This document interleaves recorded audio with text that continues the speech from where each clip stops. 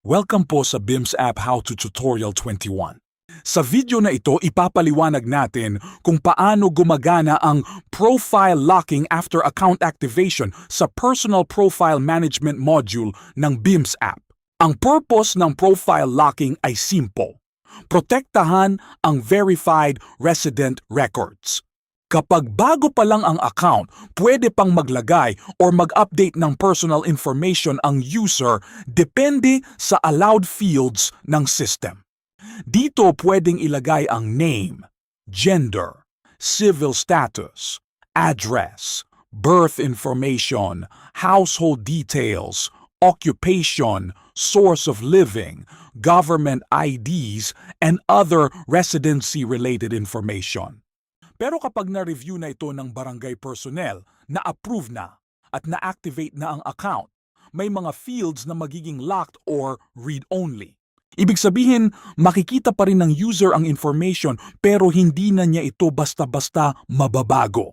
Ginagawa ito para maiwasan ang unauthorized changes sa validated records. For example, kung approved na ang identity ng resident, hindi dapat madaling baguhin ang name, birth information, address, household status, or other important details without proper review. Mahalaga ito dahil ang personal profile information ay ginagamit sa maraming BEMS workflows. Ginagamit ito sa resident validation, barangay certificates, public service processing, household tracking, reports, and other barangay transactions. Kapag ang verified information ay pwedeng mabago anytime without control, maaaring maapektuhan ang accuracy ng barangay records. Kaya ang profile locking ay nagsisilbing protection layer. Hindi ibig sabihin na hindi na kailanman pwedeng baguhin ang information.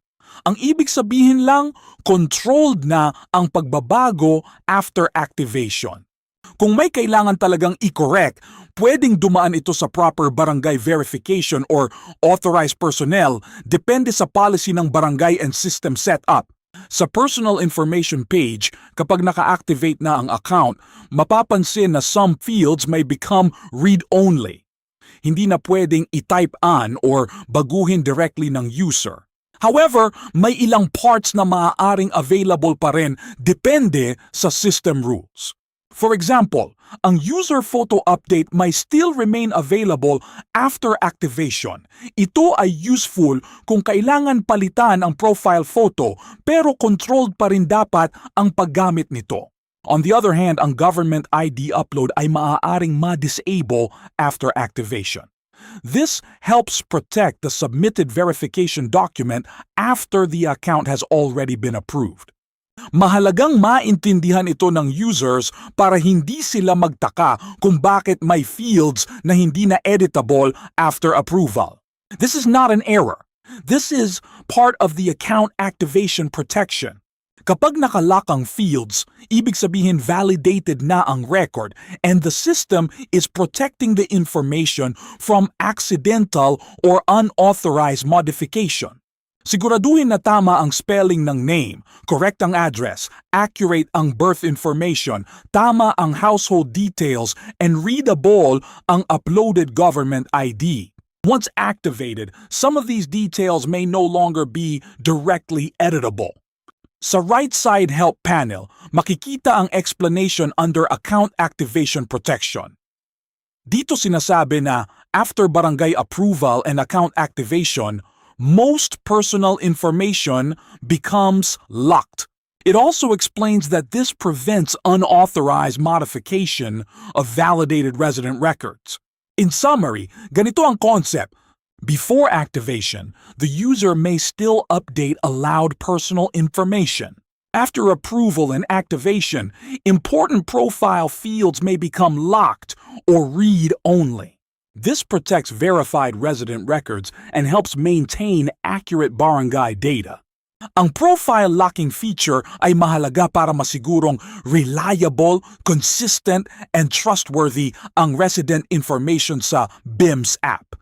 Sa next how-to tutorials, we will proceed to another BIMS module and workflow. For now, Ito muna ang tutorial on how profile locking works after account activation. Pwede nyo rin pong subukan ng BIM's app mismo. Punta lang po kayo sa BIM's website portal, https://epfcomposite.com, tapos i-click ang Launch BIM's app button. Pagkatapos po, lalabas ang login page. Para makapag-login pansamantala, gamitin lang po ang login credentials na nakasulat sa itaas ng login page. Ang BIMS app po ay online daily from 8 a.m. to 8 p.m. for evaluation.